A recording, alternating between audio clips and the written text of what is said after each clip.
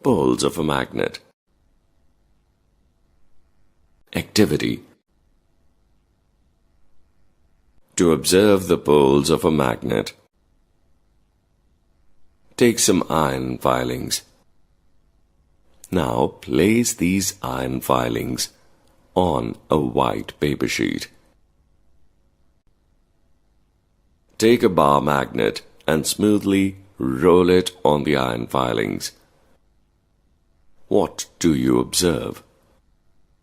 You will see that these iron filings stick to some part of the magnet, mostly at the ends. Very few filings stick to the center. These are the poles of the magnet. Poles of a magnet are the regions of strongest magnetism. These are mostly at the ends of the magnet. An interesting property of a magnet is that when suspended, it comes to rest in a particular direction only. Let us see it by doing an activity.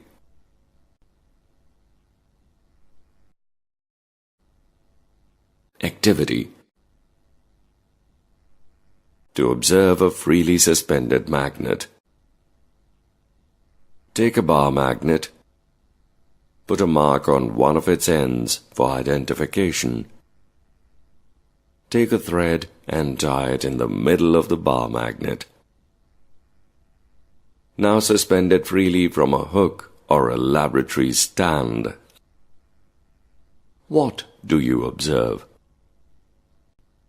You will observe that the magnet rotates and comes to rest in a particular direction.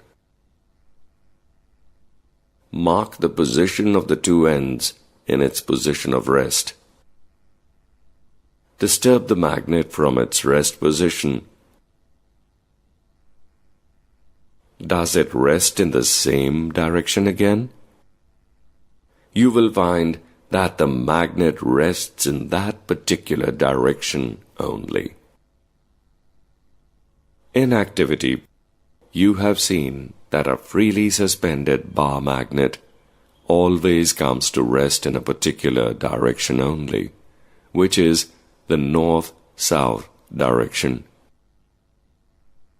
It means that one of the pole points towards the north and is called north-seeking pole, or N-pole, and the other pole points towards the south and it's called south-seeking pole, or S-pole. This property of magnets is very useful. For centuries, travelers used to find directions with the help of magnets, which they always carried with them.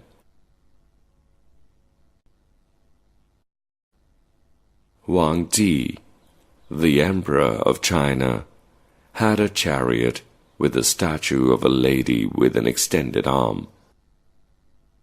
The statue would rotate in any direction and would always rest with its extended arm towards south direction.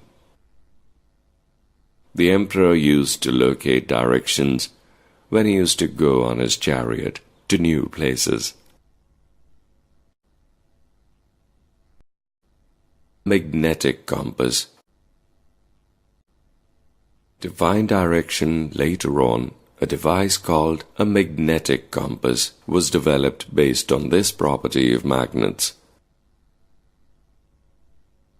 A magnetic compass consists of a magnetized needle pivoted inside a small box with a glass cover on it. The magnetic compass has a dial on which directions are marked. The magnetized needle, which comes to rest, indicates the north-south direction. The north pole of a magnetized needle is always painted in a different color for easy identification. To find the direction of a place, a magnetic compass is taken to that place. The needle of the compass starts rotating till the painted end reaches north mark on the compass. This indicates the direction in which the place is located. Two poles of a magnet cannot be separated. On cutting a magnet into two, each half becomes a complete magnet. This means on cutting the magnet from the middle, you get a new pair of north and south poles at the broken ends, such that each broken piece is a complete magnet.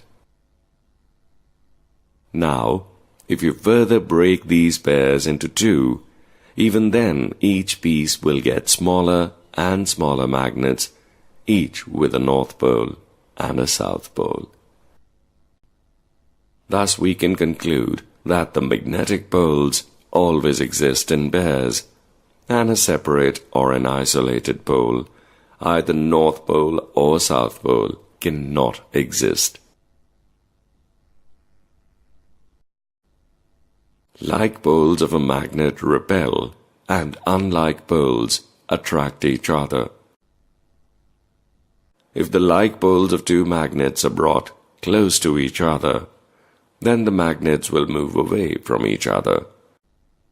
This means if north-north or south-south poles of two magnets are brought close to each other, then the two magnets will move away or repel each other.